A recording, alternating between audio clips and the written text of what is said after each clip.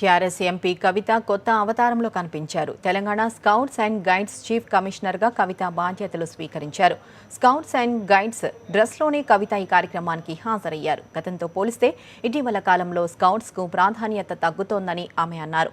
తెలంగాణలో scouts and గైడ్స్కు ప్రత్యేక గుర్తింపు తీసుకువస్తామని కవిత ప్రకటించారు. ఈ కార్యక్రమంలో ఉప ముఖ్యమంత్రి కడియం శ్రీహరి తదితరులు పాల్గొన్నారు.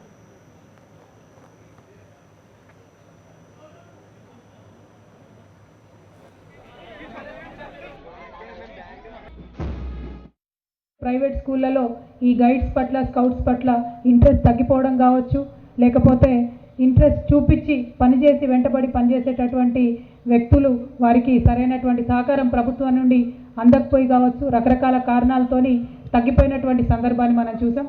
కానీ ఏదైతే సేవాభావంతో మనం ఇవాళ తెలంగాణను డెవలప్ చేసుకోవాలనుకుంటా ఉన్నామో, ఎట్లా అయితే బంగారు తెలంగాణగా తీర్చిదిద్దాలనుకుంటా ఉన్నామో, మన రాష్ట్రం ఎదిగితేనే మన దేశం